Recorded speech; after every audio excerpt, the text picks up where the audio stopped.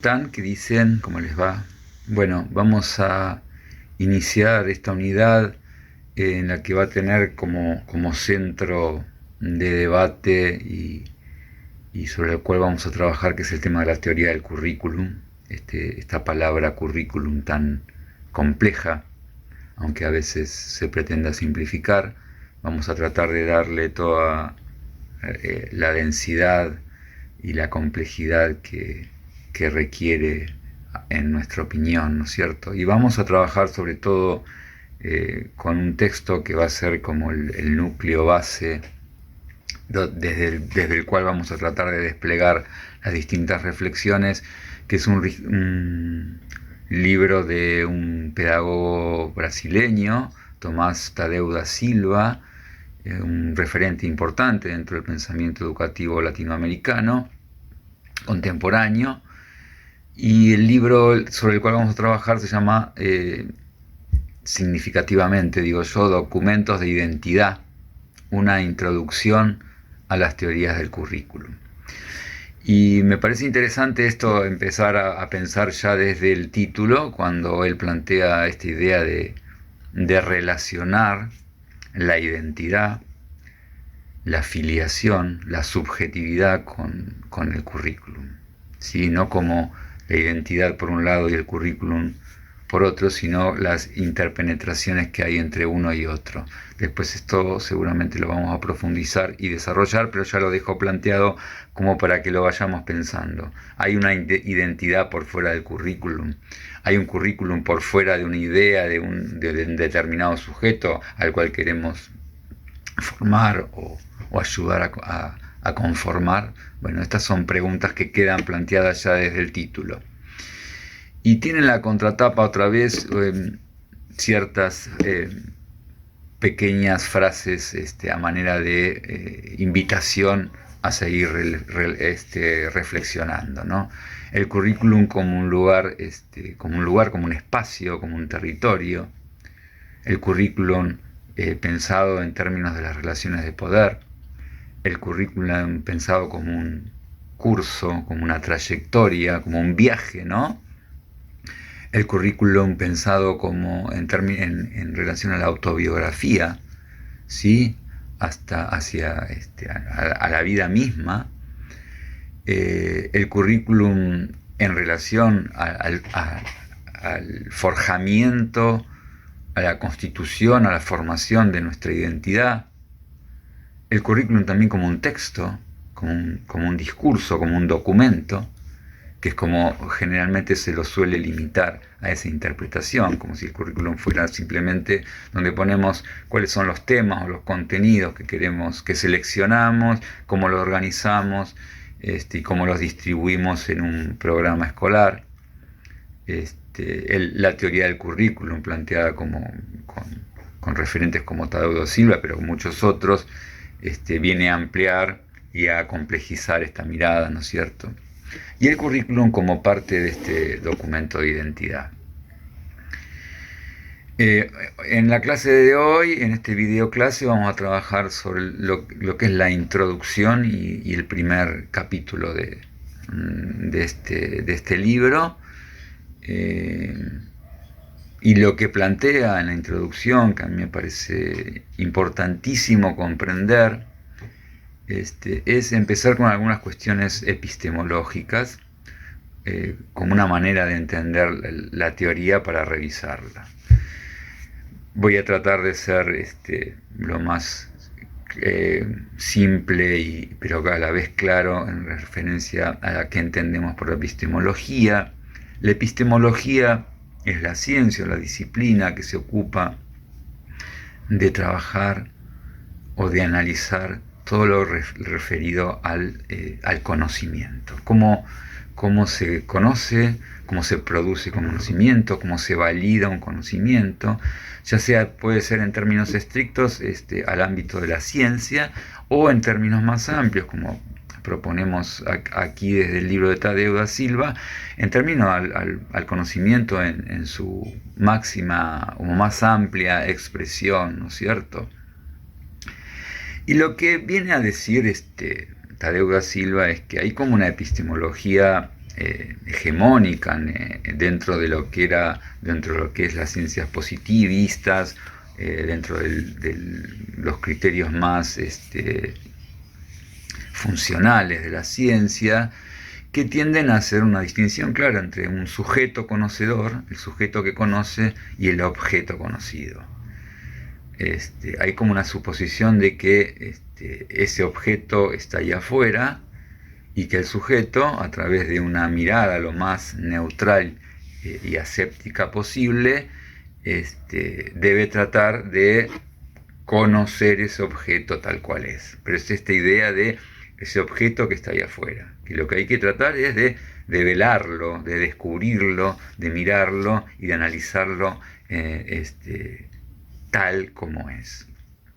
En general está implícita, ¿no?, la suposición de que la teoría descubre lo real, lo que es real, de que hay como una especie de correspondencia entre la teoría y la realidad. Hay una tendencia a pensar que la teoría refleja la realidad tal cual es. Esto viene, esta mirada epistemológica, ya viene desde los griegos, desde Aristóteles, ¿no? Cuando Aristóteles decía, la verdad es conocer lo que es tal cual es, y lo que no es tal cual no es. De una mirada bastante, diría, para el momento que estamos viviendo, para el desarrollo del conocimiento y de la epistemología, un tanto ingenua. Si nosotros podemos plantear desde este posicionamiento de la verdad por correspondencia o la verdad especular, la teoría viene a tratar de conocer el objeto que está ahí afuera, ¿sí? Y si nos posicionamos desde esta mirada, a la cual vamos a discutir fuertemente, ¿sí?, el currículum es algo que está ahí afuera también. Es como un objeto del exterior que está y que tengo que tratar de descubrir, de conocer, de describir, de explicar.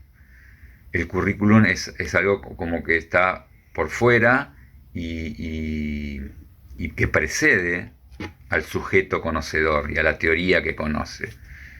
La teoría vendría a ser, entra en escena para descubrirlo justamente, para describirlo, para explicarlo, ¿sí? Es una mirada fuertemente objetivista, ¿sí? El objeto está ahí afuera.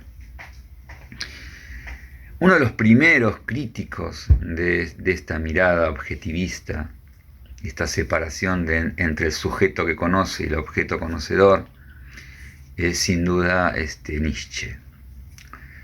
Nietzsche tiene una frase, lo que yo voy a traer aquí porque me parece que es muy interesante para comprender cuál es el núcleo de la crítica que se le está haciendo a esta postura objetivista.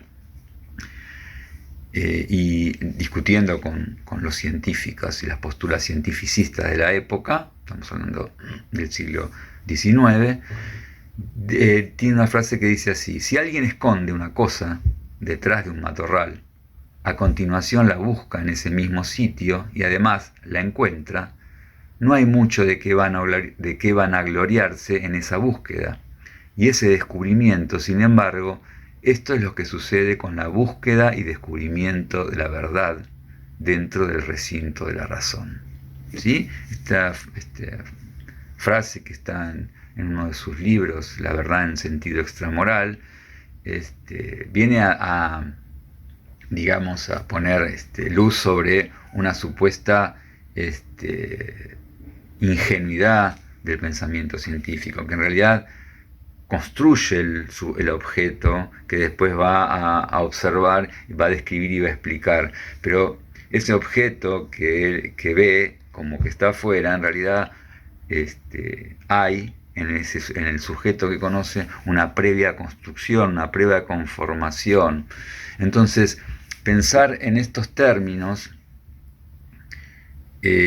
implica que el currículum ya no es algo que está ahí afuera, siguiendo a Nietzsche y siguiendo todas las posturas que vamos a ver luego con la posmodernidad y el postestructuralismo.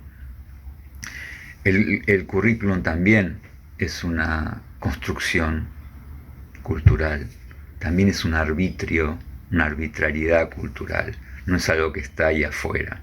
¿Sí? Si yo miro el currículum como algo que está ahí afuera, lo único que tengo que hacer es, bueno, cuáles son los temas que designa, cuáles son los contenidos, establezco objetivos, selecciono, distribuyo, evalúo si se logran o no los objetivos. Lo que queda como oculto, lo que queda como olvidado, es la construcción que los sujetos hicieron a partir de ese currículum. ¿Sí? Si el currículum desde una mirada objetivista o cientificista se van a preocupar por el qué y el cómo, qué enseño, cómo lo enseño. Las miradas del postestructuralismo, lo que llamamos el postestructuralismo, y todas estas miradas hermenéuticas que vienen a criticar la epistemología objetivista, van a decir, bueno, ese qué, ¿de dónde viene? ¿Quién lo dice? ¿A quién representa? ¿Sí? Aparece el por qué. ¿Sí? ¿Por qué estos contenidos y no otros? ¿Qué sujeto humano queremos conformar a partir de la transmisión de este currículum? ¿Sí? Aparece esta idea de que la construcción del objeto es performativo, nos va a decir el postestructuralismo. ¿Qué quiere decir? Que de alguna manera uno a través del lenguaje, del discurso, de la teoría, va a conformar, va a performar ese objeto. ¿Sí? Por eso Nietzsche y Foucault después van a decir, todo conocimiento es oblicuo, es en perspectiva, depende de una estrategia de mirada. ¿Sí? No hay un sujeto neutro, quiero decir, que está mirando de afuera y ve las cosas tal cual son, sino en ese acto de conocimiento el sujeto ya está performando ese objeto de alguna manera. El postestructuralismo va a decir, discutiendo con estas miradas objetivistas, con esta verdad por correspondencia, va a decir, es imposible separar la descripción simbólica, lingüística de la realidad, esto es, la teoría, de sus efectos de realidad. De alguna manera, esa realidad está conformada por ese acto de conocimiento.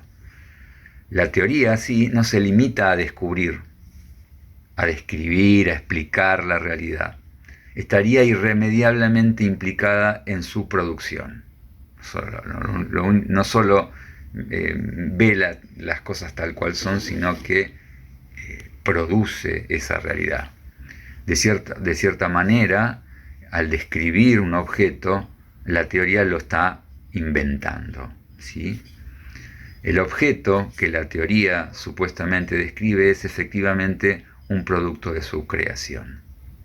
Esto es lo que nos va a decir el postestructuralismo, que va a cimentar las bases de todo un pensamiento posmoderno que va a dar lugar a las teorías postcríticas del currículum, algo sobre el cual vamos a trabajar bastante.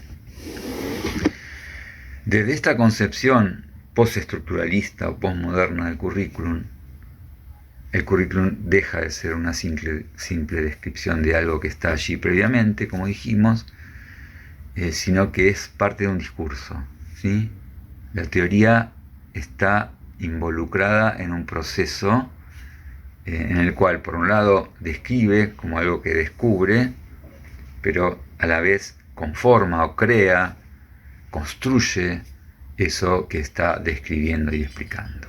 Es decir, vuelvo a decir, ya no hay una realidad por fuera del sujeto que conoce. El sujeto está poniendo su mirada. ¿Sí? Si nosotros, para poner un ejemplo, miramos la realidad sociopolítica argentina, podemos ver cómo dos sujetos, dos sectores de la sociedad miran la realidad de la Argentina y la ven diametralmente diferente. Pero no en detalle o en matices, diametralmente. Ven dos países diferentes, dos sociedades diferentes. Eso tiene que ver con esta mirada perspectiva, como esta mirada oblicua, y con que cada una de estas miradas están teñidas de un discurso, de un sistema simbólico que las performa. La teoría dice, primero crea y después descubre. Pero eso es un artificio retórico. Aquello que ella crea termina apareciendo como si fuera un descubrimiento. Esto es lo que vimos que nos decía Nietzsche anteriormente, ¿no? Entonces ya ahí, si salimos de esta mirada objetivista en la cual uno mira el currículum, esto es lo que hay, estos son los contenidos, no me pregunto por qué, por ejemplo, en el campo, para tomar el campo de la educación física, en el campo de la educación física, los currículum que aparecen a principios del siglo XX determinan ciertos contenidos o ciertas temáticas propias de los varones, de los hombres, y ciertos contenidos y temáticas excluyentes para las mujeres, porque había una idea de binarismo de género, de que cada uno debía tener sus propios saberes que eran específicos de ese género. Había una mirada de que ciertos contenidos, como por ejemplo los contenidos, las actividades físicas que tienen que ver con lo circense, no tenían que tener entrada dentro del currículum de la educación física.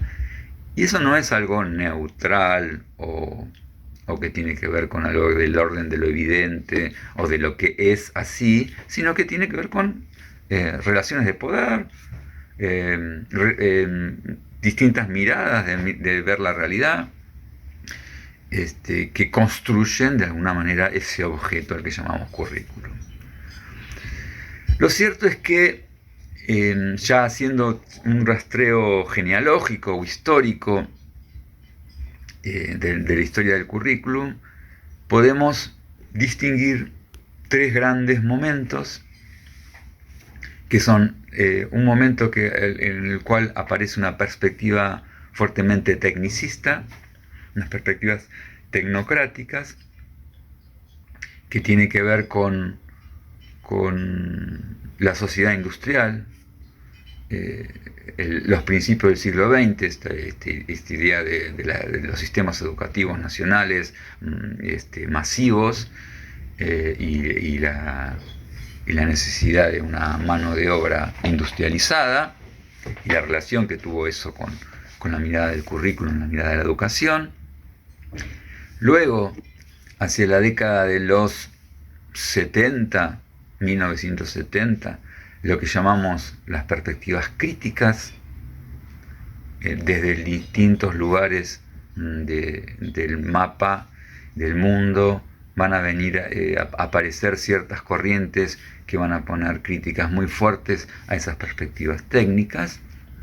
Y por último, más adelante, lo que llamamos las perspectivas postcríticas, que ya tienen mucho que ver con un cambio de época realmente significativo, un cambio del tiempo eje, un cambio de paradigma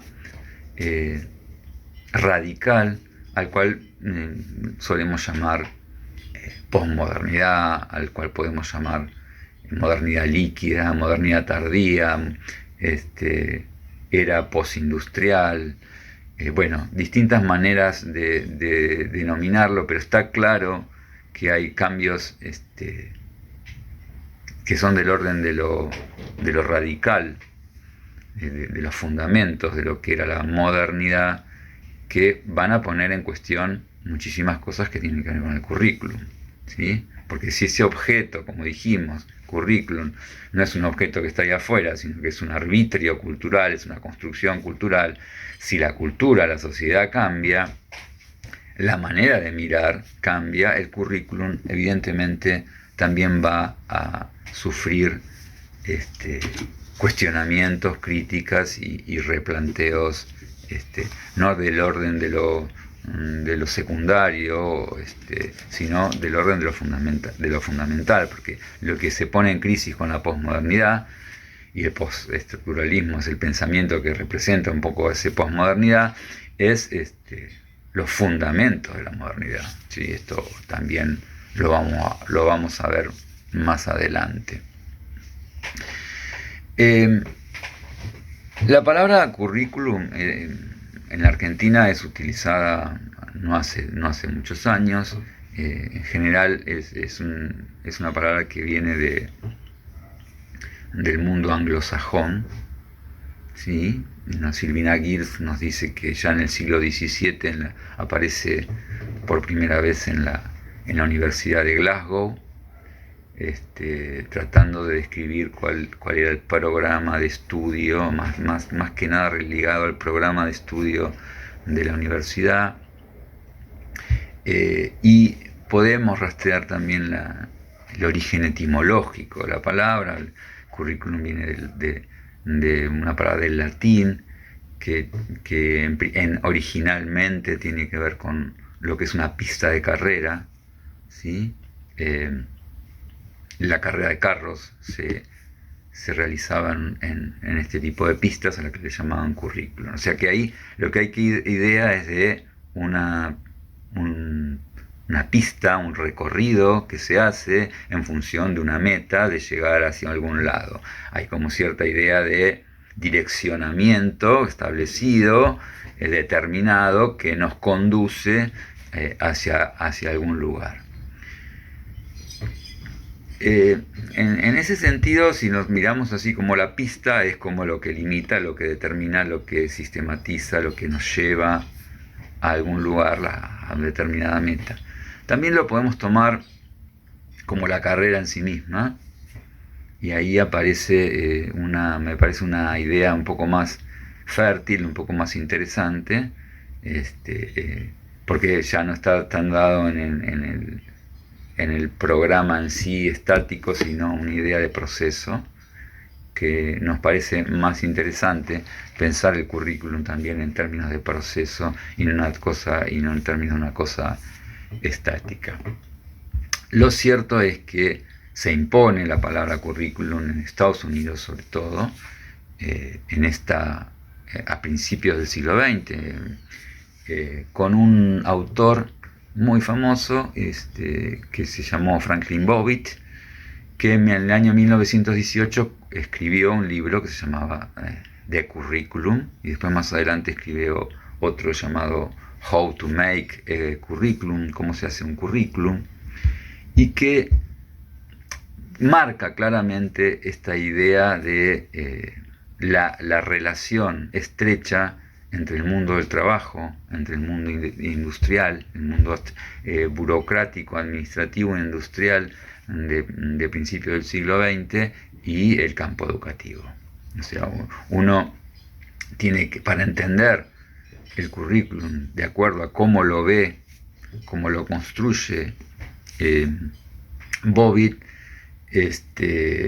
tiene que entender todo el pensamiento del taylorismo, del fordismo, la lógica fabril, ¿no es cierto? Taylor es un filósofo, un pensador que sienta las bases de la producción industrial, esa producción, la idea de la eficiencia, de la meticulosidad, de la conducta operativa, programada.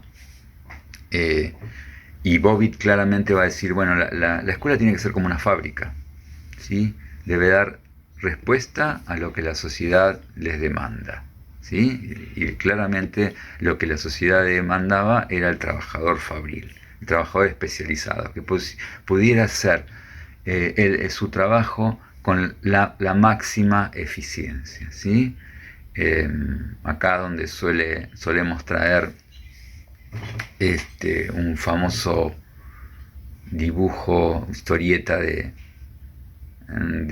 Tonucci, un pedagogo italiano que hace enormes historietas en donde plantea muchas de estas problemáticas de la educación, y en donde la escuela la dibuja como una especie de línea de montaje de una fábrica, donde entran los pibes todos distintos, diferentes, con sus rasgos, con sus particularidades, y después de pasar por la cadena de montaje salen todos igualitos a sí mismos, como el típico la típica producción fordista, ¿no? Habría que hacer el mismo auto, el Falcon, la misma ladera, esta es la lógica fabril de principios del siglo XX. Lo cierto es que Tadeu da Silva se pregunta a Bobby, ¿descubre el currículum o lo inventa? ¿Sí? Y de alguna manera uno puede decir, pensando todo lo que hablamos antes en términos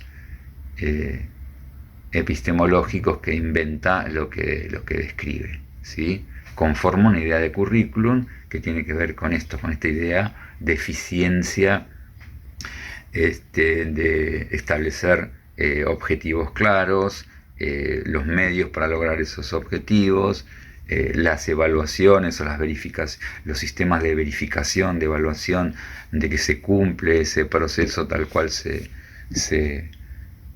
programó. Hay una idea muy fuerte de programa fabril, ¿no es cierto? Esto es lo que hay que entender. La pregunta clara de un currículum en términos de la mirada de Bobbitt y toda esta mirada, la que llamamos técnica o tecnocrática, es la pregunta por el qué y también por el cómo, ¿no? El qué y el cómo están ahí como en el centro de la problemática del currículum. Lo que nos van a decir después las corrientes críticas y las corrientes postcríticas es una pregunta que realmente antecede a ese objeto, que no es natural, sino que es la pregunta por el por qué. ¿Sí? ¿Por qué, como dijimos? ¿Por qué este currículum se conforma así? ¿Por qué estos saberes y no otros? La pregunta qué, a su vez, nos revela que las teorías del currículum están involucradas explícita o implícitamente en desarrollar criterios de selección que justifiquen la respuesta que dará esa pregunta.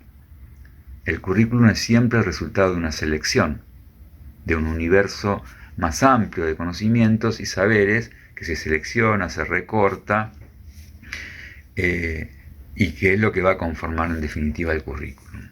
Las teorías del currículum, habiendo decidido qué conocimientos deben ser seleccionados, buscan justificar por qué esos conocimientos deben ser los impartidos y no otros los seleccionados, ¿no? Quiero decir, las teorías técnicas se colocan en un lugar que oscurece todo lo que la rodea, digamos. Digo, bueno, acá están los contenidos, acá están los temas que tenemos que trabajar, pero oscurece o no permite visualizar el porqué y hacia dónde queremos llegar. Se da como algo dado, como algo del sentido común, como algo del orden natural, como ese objeto que está ahí afuera. Y lo que nos van a permitir ver las teorías críticas y postcríticas es cuestionarnos justamente esta selección, estos recortes, estas organizaciones del currículum, ¿sí? Y esto tiene que ver, por ejemplo, en esta mirada siempre, como dijimos, en perspectiva u oblicuo, en la necesidad de mirar, por ejemplo, cuál es el tipo de ser humano que queremos formar. ¿Sí? Esto es fundamental. Por eso es tan interesante que Tadeu da Silva haya planteado el tema de la identidad. ¿Sí? Porque, otra vez, así como ese objeto, esto es importante también entenderlo, así como ese objeto es una construcción cultural, el mismo sujeto que conoce no deja de ser una construcción de la cultura. ¿Sí? La cultura, yo construyo ese currículum, pero a veces el currículum me construye a mí, construye mi identidad, mi subjetividad. Nosotros no, el sujeto humano, justamente la característica que lo distingue de las demás especies, es esta idea de que no hay un desarrollo único, indiscutible del orden de lo natural, sino que es una construcción cultural. ¿sí? La cultura, el desarrollo, la línea del desarrollo sociocultural es lo que va a construir las subjetividades, las identidades, que, que tiene que ver con relaciones de poder, con quién decide qué cosa entra en el currículum y quién no. Entonces, cabe plantearse, ¿no? ¿Cuál es el tipo de ser humano que queremos formar? Y pregunta Tadeu da Silva, ¿será la persona racional e ilustrada del ideal humanista de educación?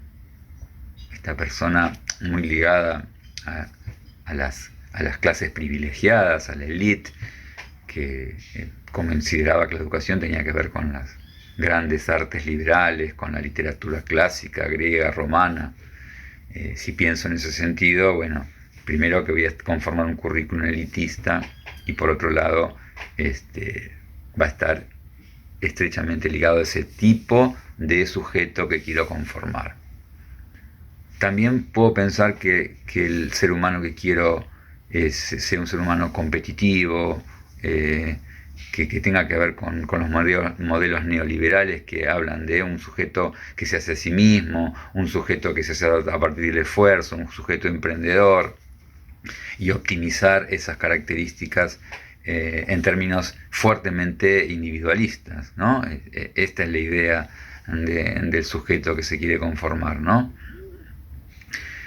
Que viene ya de las teorías liberales y se montó muy fuertemente y se monta hoy aún muy fuertemente en el pensamiento liberal. ¿Será ese sujeto que tiene que ser un ciudadano en la idea del modelo del Estado-Nación, donde se ponga el énfasis en la idea de los ideales de la ciudadanía? ¿Será la desconfiada y crítica de las composiciones sociales existentes preconizada en las teorías educacionales críticas?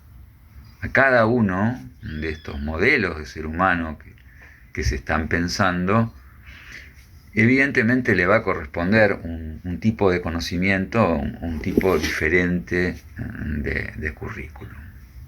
¿Sí? Lo cierto es que lo que nos invita a pensar Tadeu da Silva y lo que nos invitan a pensar las teorías críticas y postcríticas es a mirar por detrás de bambalinas, digamos, desnaturalizar ciertos supuestos que los currículum, las miradas tecnicistas del currículum plantean, y mirar, bueno, por qué, de quién habla, quién es el que impone ciertas miradas, quién las construye, quién queda afuera.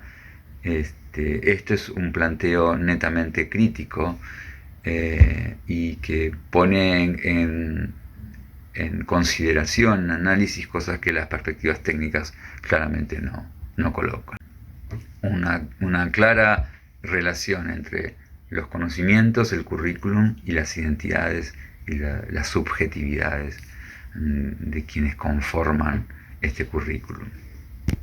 Indudablemente entra en escena algo que las perspectivas técnicas no observan, que es el tema del poder. Claramente que la posmodernidad y el postestructuralismo ponen en el centro del tema del conocimiento y de la vida social y cultural en general, ¿no?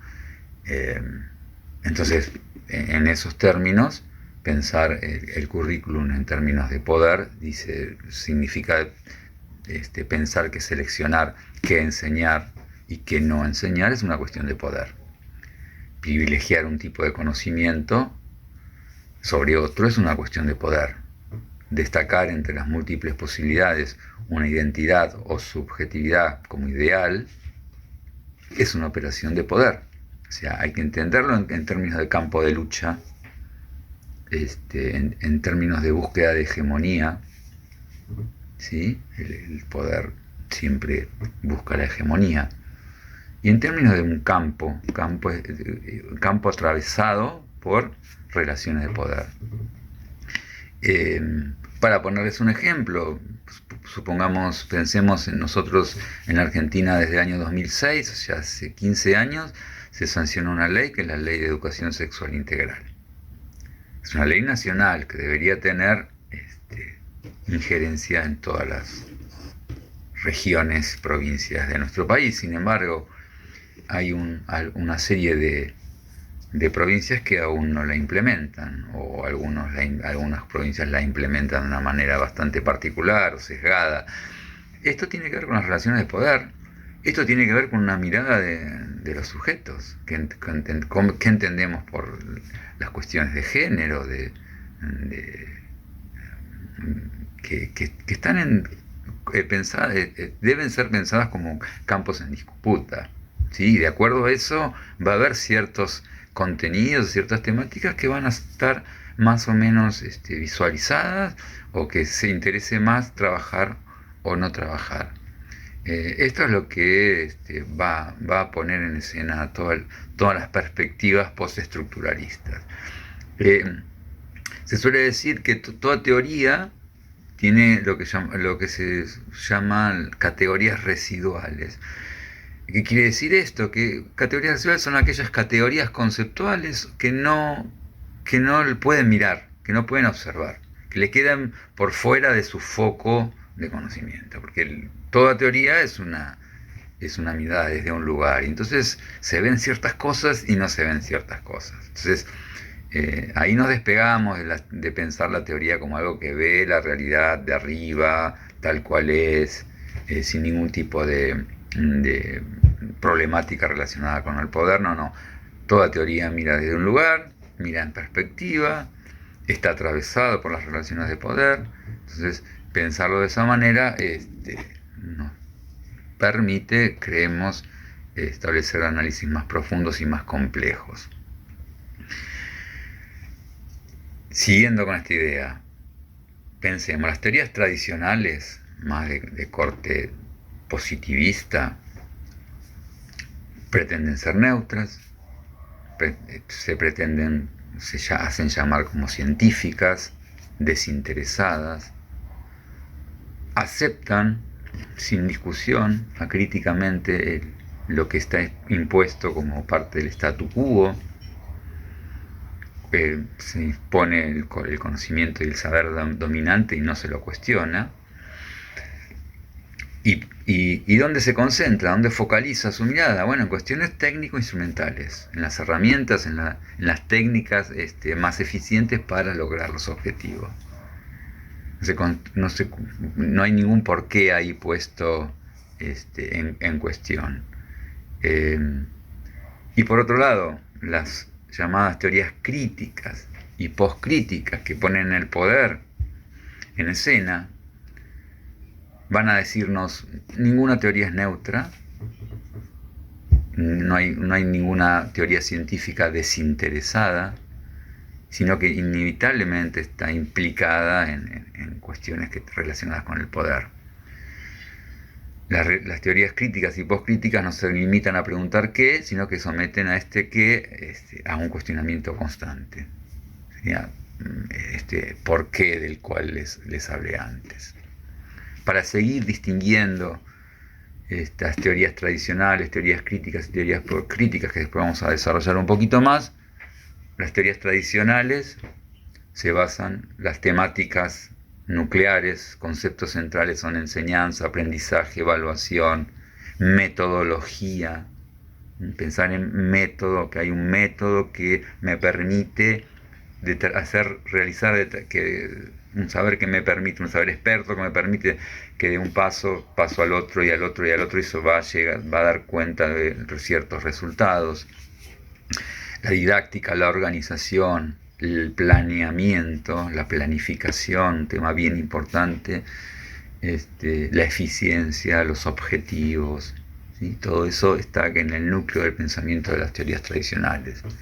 En las teorías críticas, sin dejar de lado estos puntos, aparecen otros temas que son puestos en consideración: el tema de la ideología, un concepto bien relacionado con el marxismo, o sea, lo que va a decir, bueno, hay una ideología, detrás de esta supuesta neutralidad hay una ideología que me hace mirar la realidad de manera Hay una conciencia falsa, va a decir el marxismo, que es una conciencia que está en función de las clases dominantes. Está la idea de la reproducción fuertemente en las teorías críticas, el pensamiento de la preocupación de las teorías críticas en el currículum va a decir, bueno, cómo se reproduce este orden social desigual a través de la educación, a través del currículum, ¿no? Y ahí otra vez el poder, ¿no? ¿Qué relación hay con el poder? Un fuerte relación con las clases sociales, ¿no?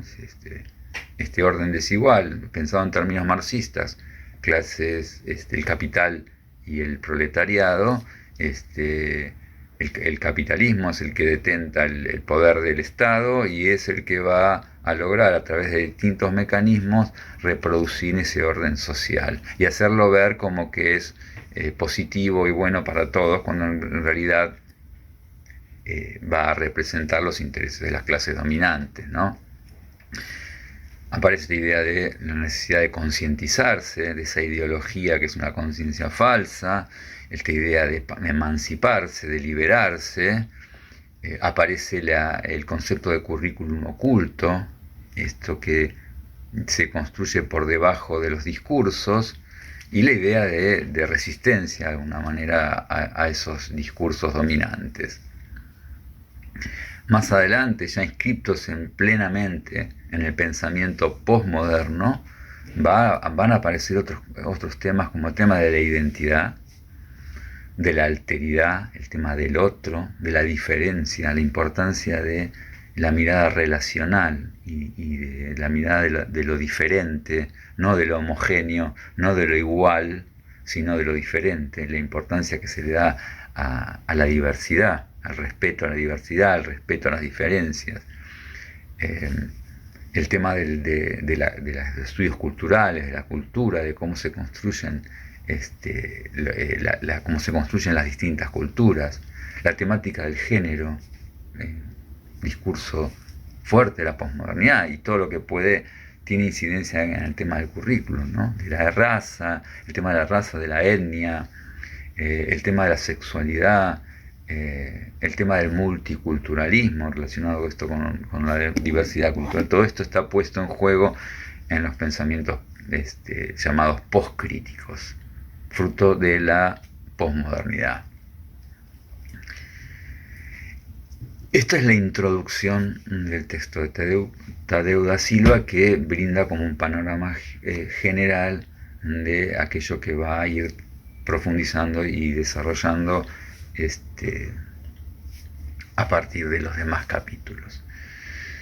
En el capítulo 2, ya entrado en estas teorías tradicionales, en las teorías, lo que llamamos las corrientes técnicas,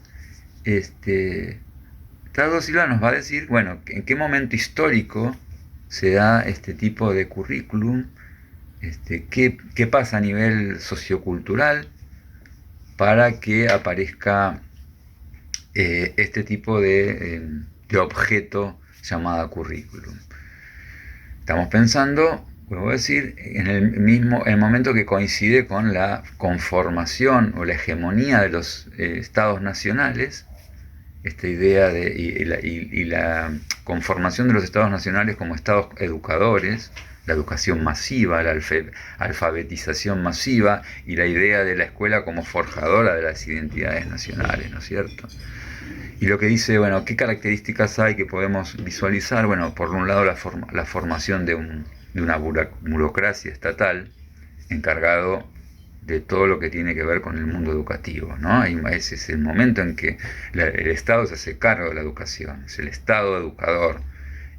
Acá en la Argentina, por ejemplo, en el año 1884, con la ley 1420, el Congreso Pedagógico de 1882, donde se le va a poner límites a la educación religiosa, al poder que tenía la Iglesia sobre el sistema educativo y sobre la educación en general, y de alguna manera el Estado se va a hacer cargo de la problemática de educación.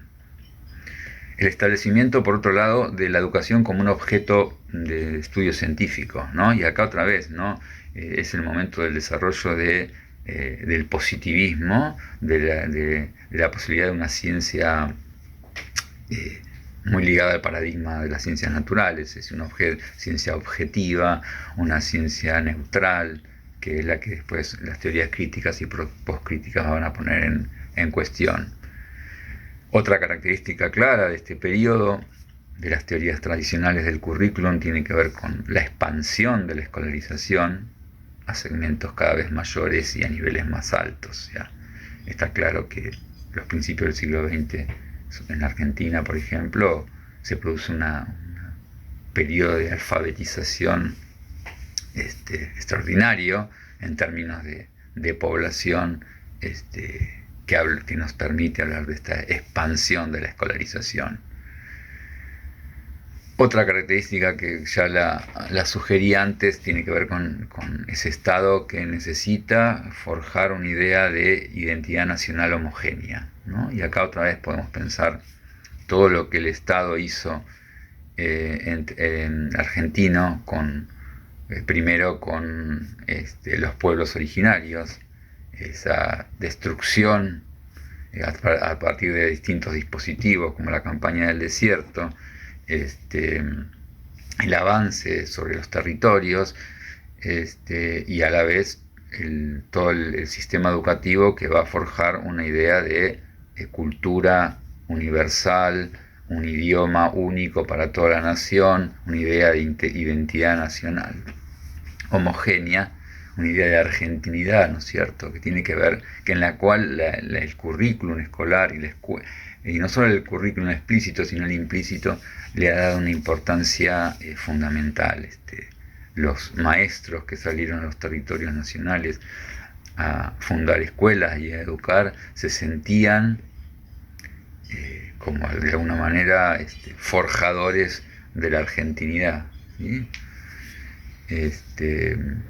Y por otro lado, un proceso creciente de industrialización, y acá aparece este currículum de Bobbitt como fuertemente ligado a esta idea, y de burocratización.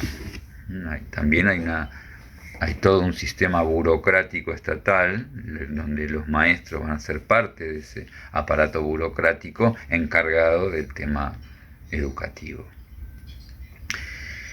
Y aparece este tal Bobbitt que ya nombramos antes, con este libro llamado The Curriculum, en donde está planteado en términos de una racionalidad técnico-científica rígida y muy potente, ¿no? Y dice Tadeu da Silva: Bobbitt propugna que la escuela funcionase de la misma forma que cualquier otra empresa comercial o industrial. Tal como una industria, quería que el sistema educativo fuese capaz de especificar precisamente qué resultados pretendía obtener, que pudiese establecer métodos para obtenerlo de forma precisa y formas de evaluación que permitiesen saber con precisión si dichos resultados fueran realmente alcanzados. El sistema educacional debería comenzar por establecer de forma precisa cuáles son sus objetivos, ¿no? Estos objetivos, a su vez, deberían estar basados en un examen de aquellas habilidades necesarias para ejercer con eficiencia las ocupaciones profesionales de la vida adulta. Otra vez, ¿no?, ligado fuertemente a la vida fabril, al trabajo industrial. El modelo de Bobbitt estaba claramente volcado hacia la economía. Su palabra clave era eficiencia. El sistema educacional debería ser tan eficiente como cualquier otra empresa económica. Quería transferir a la escuela el modelo de organizaciones propuestas por Frederick Taylor. En la propuesta de Bobbitt, la educación debería funcionar de acuerdo con los principios de administración científica que había propuesto Ralph Taylor, que lo que dio fundamento y dio el andamiaje científico a esta idea de fabricación y de conocimiento técnico específico del trabajador fabril, ¿sí? Y la educación estaba fuertemente ligada a este esquema, a este pensamiento técnico y burocrático.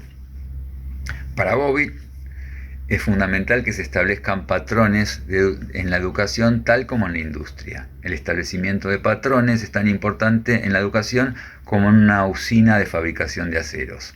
Pues como Bobbitt dice específicamente, textualmente, la educación, tal como una usina de fábrica de acero, es un proceso de moldeado. Esta idea de moldeado es muy fuerte y nos remite a ese dibujo de Tonucci del que hablaba antes, ¿no? Saliendo los chicos de la escuela todos igualitos, como si fueran piezas de alguna industria, ¿no?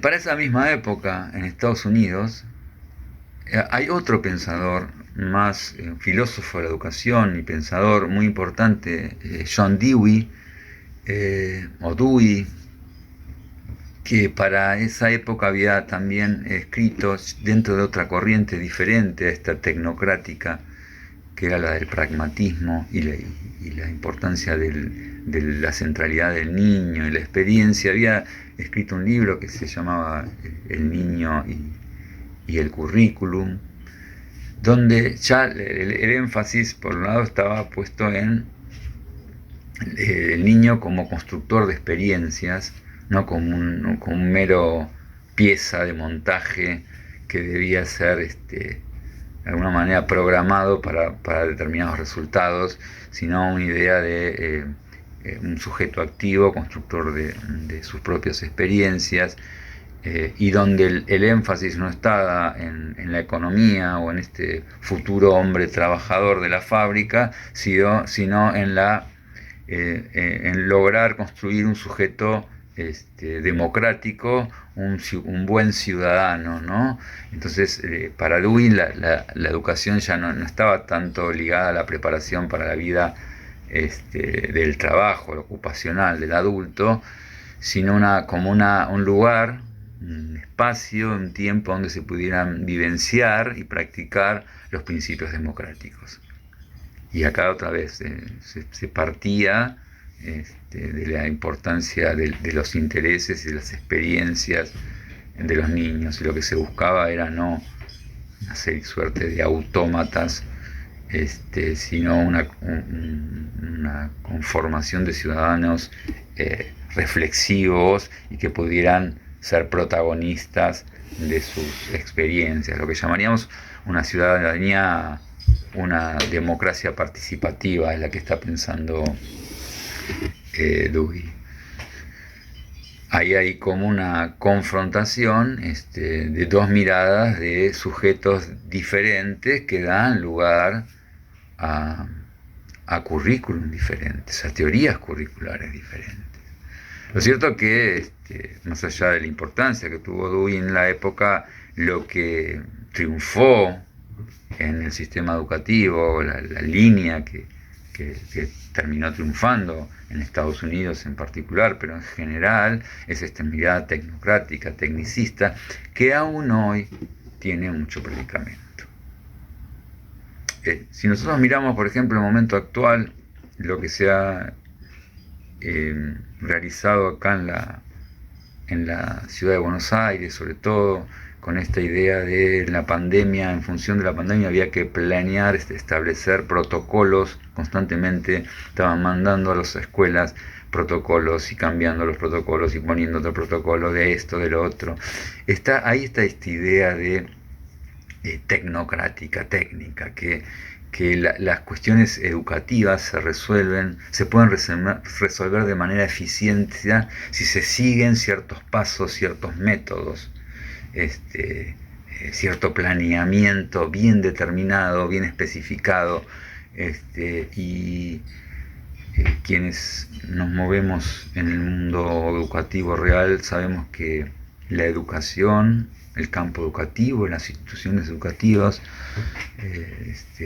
las cosas son mucho más complejas, requieren reflexiones constantes y contextualizadas a los momentos, a los grupos, a las instituciones.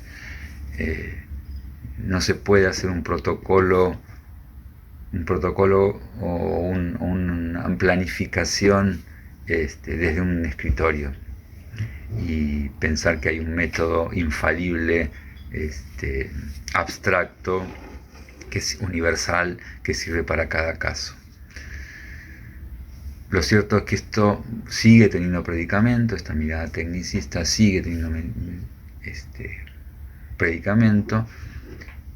Teodulo Silva nos habla de que hacia el año 1949 aparece un libro de Tyler, no Taylor, sino Tyler, que es un pedagogo, un pensador de la educación estadounidense, que va a editar un libro que tuvo muchísima importancia y aún hoy, que se llamó Principios Básicos del Currículum, donde él va a establecer, va a continuar esta línea técnica, esta perspectiva tecnocrática de importancia del diseño de un programa educativo, ¿no? Con esta idea de objetividad, de objetivos que debían ser observables, ¿no? Y dice Tadeu da Silva, la organización y el desarrollo del currículum, según Tyler, deben buscar, de acuerdo a este autor, 4 situaciones básicas, 4 cuestiones debe tener en cuenta. Primero, ¿qué objetivos, ¿no?, educacionales la escuela debe atender? ¿Cuáles son los objetivos? Segundo, ¿qué experiencias educacionales se pueden ofrecer que tengan probabilidades de alcanzar estos propósitos? Tercero, ¿cómo organizo esas experiencias educacionales en el tiempo, ¿no?, y en el espacio? Y cuarto, ¿cómo podemos tener certeza de que esos objetivos están siendo alcanzados? Es decir, estas 4 preguntas son como básicas de toda corriente tecnocrática, ¿no? ¿Cuáles son los fines? ¿A través de qué métodos o qué experiencias de aprendizaje se van a lograr esos fines? Y cómo los organizo, cómo organizo esas experiencias en el tiempo. Y luego, de qué manera evalúo si se lograron los objetivos. Hay como esos 4 pasos que son totalmente separados uno del otro, cada uno como un momento diferente del otro, y que no hay ninguna perspectiva que nos permita plantear temas que por qué este objetivo no, cuáles son las relaciones, qué tipo de individuo queremos conformar, ese tipo de preguntas que no aparecen dentro de estas corrientes técnicas. La importancia está en el método, en los objetivos operacionales. Los objetivos deben ser operacionales, quiere decir, deben ser perfectamente observables y debe haber una evaluación que permita controlar que esos resultados han sido logrados. Aparece como una mirada muy ligada a, ya le digo, a las corrientes tecnocráticas, y que luego, hacia el año 50, 60, van a aparecer autores, discípulos de Tyler, que van a acentuar esta mirada tecnocrática en términos de objetivos, métodos, objetivos operacionales. Aparece un autor como Mayer, Hilda Taba, que van a empezar a hablar de distinguir un objetivo direccional, que son objetivos más generales, y los objetivos operacionales, que quiere decir que tiene que haber alguna conducta que me sirva como indicador expresivo de los resultados que yo quiero obtener, ¿no? Para hacer como una especie de síntesis o conclusión relacionada con estas corrientes técnicas, nosotros pensemos, por ejemplo, una sociedad, una cultura pensada en términos de homogeneidad, de identidad unívoca y homogénea, debe pensar un currículum distinto a una sociedad que se piensa desde la diferencia, desde el respeto a la diversidad. Entonces uno podría plantearse o preguntarse cuánto debe haber de cambio en ese currículum para que ese respeto a la diversidad aparezca desde otra mirada del ser humano. Si yo estoy pensando en términos de discutir fuertemente las miradas, de una mirada patriarcal, misógina, machista, a una mirada en donde se cuestionen las cuestiones del binarismo sexual, las cuestiones de género, la igualdad de la mujer frente al hombre. Evidentemente eso tiene que tener impacto en los currículum y en la manera de plantear los contenidos y los saberes, porque estamos pensando en otro sujeto. El tema de las identidades nacionales es otro tema que uno debería pensar, que quizás la escuela a principios del siglo, sobre todo en Argentina, con los movimientos migratorios, requirió cierta conformación de una suerte de núcleo de identidad común que nos albergara, pero que ahora no, estamos pensando desde lo diverso, desde las diferencias, nos permiten pensar el currículum de otra manera. Si nosotros entendemos que el currículum no es una cosa dada, sino que está atravesada por las relaciones de poder, tenemos que pensar cómo podemos construir sociedades igualitarias, más inclusivas, más incluyentes, que pongan a ciertos sectores que hasta ahora fueron postergados en condiciones de poder acceder a una educación, a la mejor educación, y una educación verdaderamente emancipatoria e igualitaria. Último, cerrando las críticas o el análisis acerca de esta corriente técnica que primó y sigue teniendo influencia en el campo de la educación, vamos a analizar también algún tema o algún aspecto que Tadeu da Silva no tocó, no trabajó, como estas categorías residuales de las que hablábamos, estas zonas que toda teoría deja por fuera de su campo de análisis, de su campo de visión, pero que a mí me parece importante resaltar y traer a consideración, y que tiene que ver también con cosas que hemos ido viendo, hablando, en cuanto a esta diferencia entre pensar la educación como técnica, o como praxis, ¿no? Y en ese sentido, desde estas corrientes técnicas, por un lado hay que pensar que el diseño del currículum está pensado en términos de etapas absolutamente separadas, estancas entre sí, separadas y secuenciadas de una manera unívoca, ¿no? Establecer los fines, determinar ciertas estrategias, seleccionar, organizar y los contenidos, y evaluarlos. Cada uno es un paso que va dentro de una línea que no permite ningún tipo de cambio o modificación. En ese sentido, claramente hay un lugar que es ocupado por los docentes, que tiene que ver con la ejecución del programa. No con la elaboración, no con la reflexión sobre ese programa, sobre ese currículum, sino sobre la elaboración. Ejecutores. Son las que llamamos planificaciones de diseño o currículums de diseño.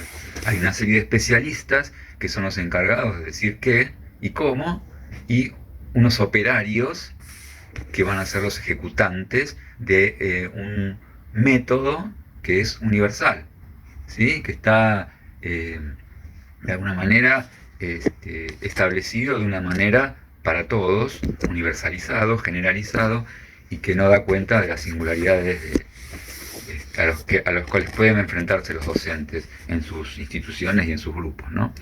Y para esto, para cerrar y para profundizar, voy a traer a Susana Barco en un texto que se llama Corriente Crítica en Didáctica, donde pone en análisis este texto sobre todo de Ralph Tyler, Principios Básicos del Currículum, y que dice: lo que sí queda claro es que para Tyler el alumno es un punto nodal del currículum, y que el docente, más que enseñar, media entre el alumno y el aprendizaje que éste realiza, mediante actividades en las que se involucran contenidos y conductas. O sea que está establecido un lugar subsidiario del docente. Y dice más adelante, no se trata aquí de reivindicar un lugar de centralidad excluyente para el docente, pero sí de plantearse las dificultades que la propuesta entraña para pensar la didáctica como una teoría de las prácticas de enseñanza, cuando uno de los sujetos implicados en ella es desdibujado de esta forma. Esta propuesta, que después sería reforzada por otros autores conocidos en nuestro medio, signó durante largo tiempo, y aún hoy se encuentran indicios de ello, las prácticas docentes, sobre todo a nivel de la tarea de planificación, en las cuales los objetivos operacionales se ubicaron en un lugar protagónico con una relevancia que ni el mismo Tyler les otorgó.